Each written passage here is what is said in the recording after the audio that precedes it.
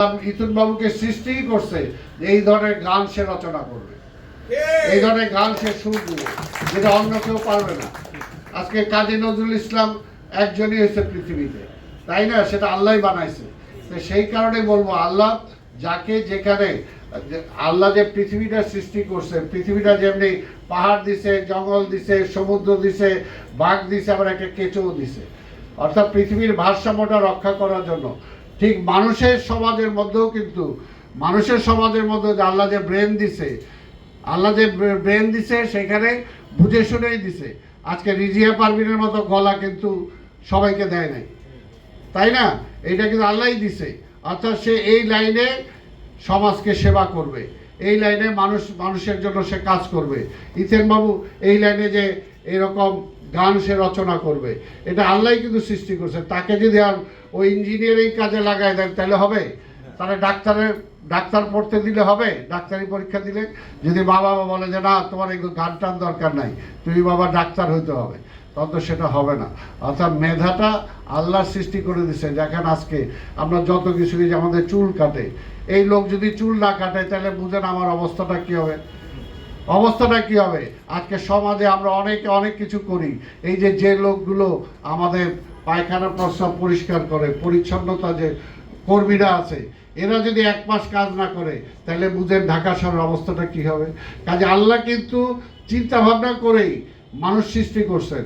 মানুষের মধ্যে বিভিন্ন ভাগ তিনি সেভাবে দিয়ে দিচ্ছেন, যে একজন ব্যবসায়ী হবে, একজন ডাক্তার হবে, একজন গায়ক হবে, একজন অভিনেতা হবে, অর্থাৎ একজন রাজনীতিবিদ হবে, একজন এক হবে। কিন্তু এখন সবাই রাজনীতিবিদ হতে চায়, এই আর একটা সমস্যা।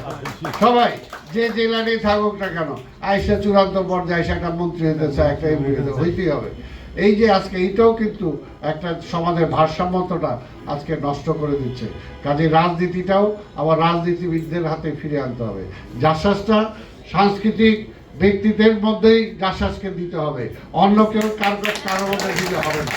যার জন্য ভাগ আজকে কৃষি মন্ত্রণালয় যদি আজকে নিয়ে একটা ওই ইসের দেওয়া, যে কোনো অন্য পেশার লোককে দেওয়া হয়, তাহলে সে পারবে না। এটাই হলো আমাদের সবচেয়ে বড় দুর্ভাগ্য। এই দেশটায় সেই ডিফাইন এগুলো হয় না, আর আমরা সবাই সব কিছুতে মাতবর হতে চাই, এই কারণে সেটা হয় না।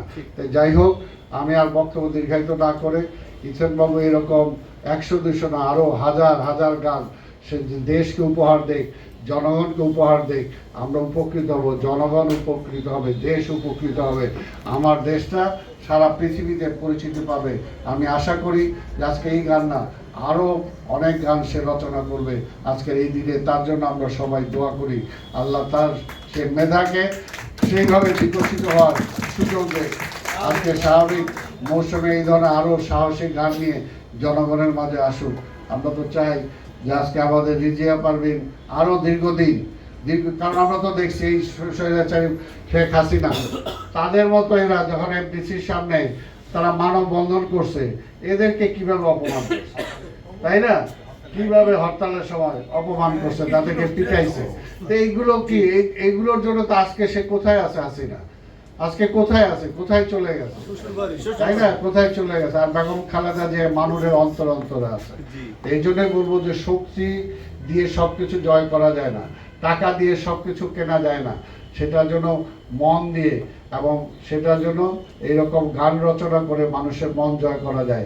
টাকা দিয়ে কিন্তু ইথেন বাবু হইতে পারবে না, টাকা দিয়ে ইথেন বাবু হইতে পারবে না। তো সেটার জন্যই যার যে লাইনের কাজ আছে তাকে সেই লাইনে উৎসাহিত করতে হবে, তাকে সেই লাইনে ব্যাকআপ করতে হবে, তাকে সেই লাইনের সুযোগ সুবিধা করে দিতে হবে, এবং সেটা খুব দরকার। আজকে যে অবস্থা, এই ধরনের গান নিয়ে আমাদের সারা দেশে ছুটতে হবে, নির্বাচনের সময় ছুটতে হবে, ছোট নাটিকা তৈরি করতে হবে, যেগুলো আমরা যখন ছাত্র ছিলাম বিশ্ববিদ্যালয়ে, তখন এইগুলো আমরা যে মুক্তিযুদ্ধ করেছি, এমনি কিন্তু একদিনে হয়ে যায় নাই। সেসব আমরা নিজেরাও কোরআন গান গাইতাম, সেসব ট্রাকে বসে। এই জন্য বললাম যে আজকে এইগুলো দেশপ্রেমটা জাগায় নিজের মনের মধ্যে। দেশপ্রেমটা যদি না জাগে, তাহলে দেশের জন্য আমি স্যাক্রিফাইস করতে পারবো না, দেশের জন্য আমি কিছু দিতেও পারবো না। তাই সেটার জন্য যাতে আমাদের মধ্যে সেই মনোভাবটা চলে আসে, আমি আবার চূড়ান্তভাবে আজকে ইথন বাবুর যে সৃষ্টি, এই সৃষ্টির একটা অংশ হতে পেরে আমি নিজেকে ধন্য মনে করছি।